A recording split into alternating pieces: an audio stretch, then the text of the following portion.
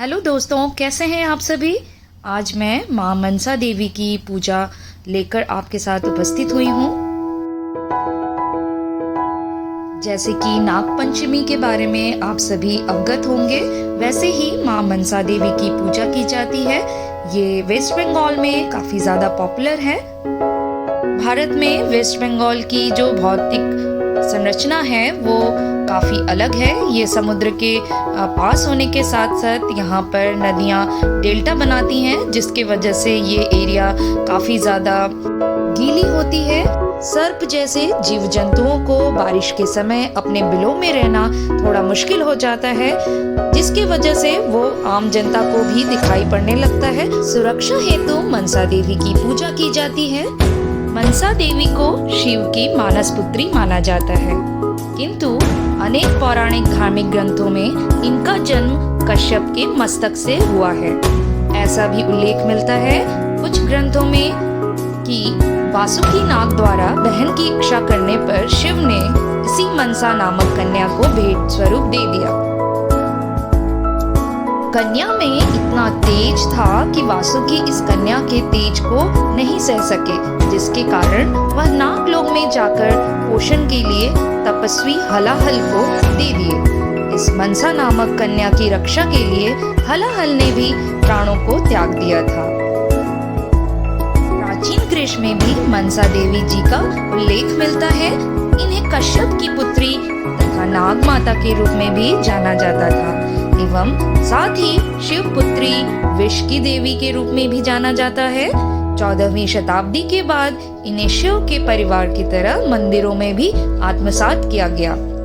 यह भी मान्यता प्रचलित है कि इन्होंने शिव को हलाहल विष के पान के बाद बचाया था, परंतु ये भी कहा जाता है कि मनसा का जन्म समुद्र मंथन के बाद हुआ। माँ मनसा देवी की पूजा अर्चना पश्चिम बंगाल में मानसून के आवागमन के बाद ही किया जाता है।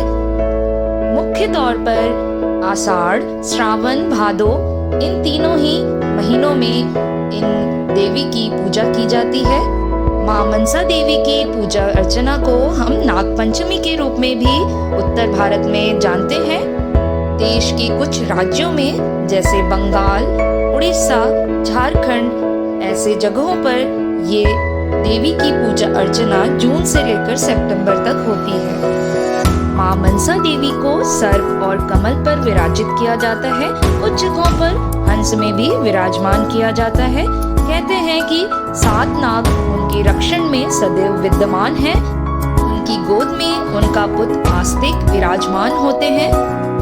मनसा देवी को और एक नाम से भी जाना जाता है वासुकी, और उनके पिता सौतेली माता और उनके पति द्वारा उपेक्षित होने की वजह से उनका स्वभाव काफी गुस्सैल वाला माना जाता है। माँ मनसा देवी श्री कृष्ण की उपासक थी, जिसकी वजह से श्री कृष्ण ने इनकी काया को देखते हुए इनका नाम जरत्कारु रखा। तीनों लोकों में पूजा की जाने की वजह से और इनकी सुंदरता के वजह से इन्हें जगत दौरी भी कहा जाता है। शिव की उपासक रही हैं, इस वजह से शैवी भी इन्हें कहा जाता है। अन्य उपासकों की तरह माँ मनसा देवी विष्णु की भी उपासक रही हैं, जिसकी वजह से इन्हें वैष्णवी भी कहा जाता है। राजा जनमेजय की यज्ञ में नागों की सुरक्षा इन्होंने की थी, जिसके वजह से इन्हें नागेश्वरी या नाग भगिनी कहा जाता है। विष का संहार करने में परम सामर्थ्य होने की वजह से इन्हें विषहारी भी कहा जाता है।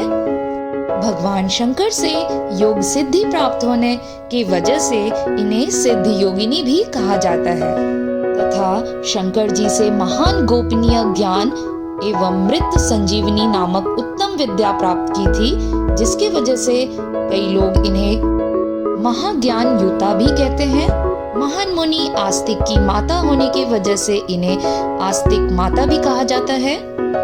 मुनिवर जरत्कारु की पत्नी की होने की वजह से इन्हें जरत्कारु प्रिया भी कहा जाता है।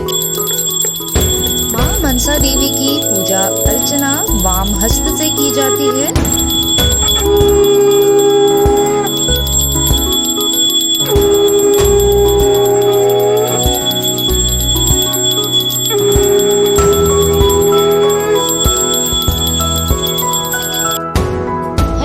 में माँ मनसा देवी बिल्व पर्वत वासिनी की रूप में विराजमान है। माँ मनसा देवी की पूजा अर्चना बचपन से देखते आने की वजह से आज मैं आप सभी को इनके बारे में इतना कुछ बता पाई। वीडियो में अंत तक बने रहने के लिए आपका बहुत बहुत धन्यवाद।